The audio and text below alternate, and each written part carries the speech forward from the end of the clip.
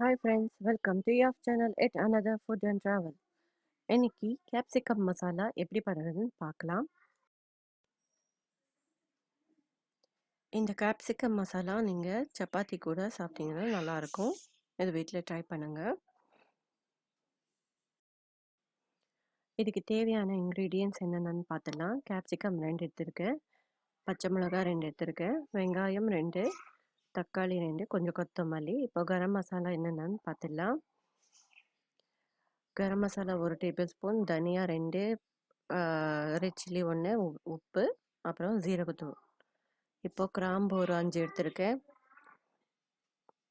அப்புறம் பட்டை ஒரு இன்ச் அளவுக்கு 2 ஏலக்காய், பே லீஃப் ஒரு 10லேருந்து 15 வரைக்கும் முந்திரி, 4 டேபிள் ஸ்பூன் ஆயில். இப்போது இதெல்லாம் சேர்த்து கேப்சிகம் மசாலா எப்படி ரெடி பண்ணுறதுன்னு பார்க்கலாம். பேன் ஹீட் ஆகிடுச்சி. நான் 2 டேபிள் ஸ்பூன் ஆயில் போட்டுக்கிறேன்.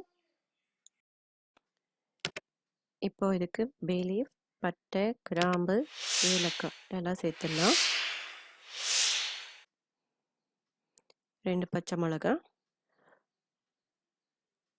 அப்புறம் ஒரே ஒரு ஆனியன் கட் பண்ணது சேர்த்துக்கலாம்.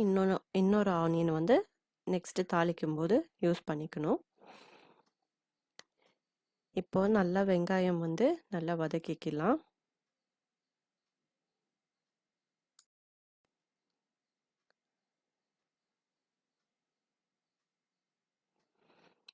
பாருங்க, ஆனியன் இந்த மாதிரி கொஞ்சம் சாஃப்ட் ஆனதும் தக்காளி சேர்த்துக்கலாம். 2 தக்காளி ஃபுல்லாகவே சேர்த்துக்க போகிறேன். ஒரு ஆனியன் அப்படியே வச்சுருக்கேன் பாருங்கள். இப்போது தக்காளி சாஃப்ட் ஆகிறதுக்கு கொஞ்சமாக உப்பு சேர்த்துக்கிறேன். ஒரு 1/2 டேபிள் ஸ்பூன் அளவுக்கு இருக்கும்.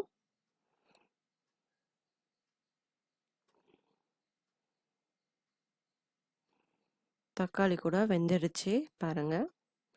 இந்த மாதிரி சாஃப்ட் ஆனதும் இதுக்கு முந்திரி சேர்த்துடலாம். சும்மா இதில் ஒரு 5 நிமிஷம் நல்லா இதையும் சேர்த்து மிக்ஸ் பண்ணிடலாம். இப்போது இது சூடு ஆறுனதும் ஜாரில் சேர்த்துக்கலாம். நல்லா பேஸ்ட்டாக இந்த மாதிரி அரைச்சிக்கோங்க.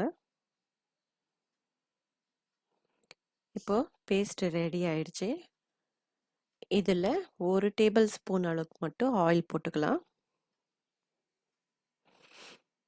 இப்போது 2 கேப்சிகம் நறுக்கி வச்சுருந்தோம்ல, அது இதில் லைட்டாக சாஃப்ட் ஆகிற வரைக்கும் நல்லா வதக்கிக்கலாம்.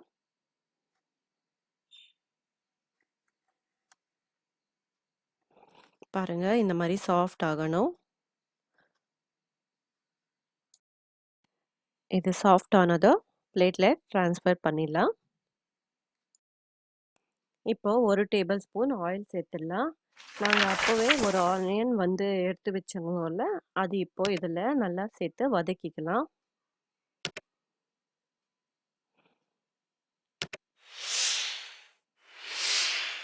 இந்த ஆனியன் போட்டு நல்லா வதக்கிடலாம்.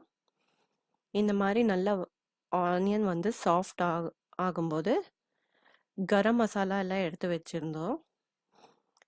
கொஞ்சமாக உப்பு வச்சுருக்கேன் இதில், அதையும் சேர்த்துடலாம். இப்போது மொத்தம் 1 டேபிள் ஸ்பூன் அளவுக்கு உப்பு சேர்த்துருக்கேன் நான் இதுக்கு.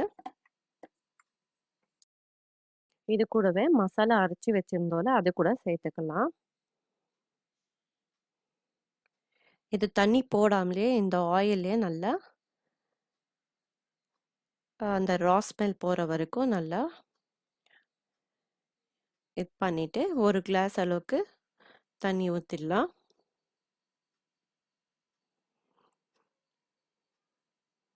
இப்போது அந்த கேப்சிகமும் சேர்த்து ஒரு 5 நிமிஷம் வரைக்கும் லிட் க்ளோஸ் பண்ணி ஒரு பாயில் ஆகணும். அவ்வளோதான், ஒரு பாயில் ஆகிற வரைக்கும் விட்டுடலாம்.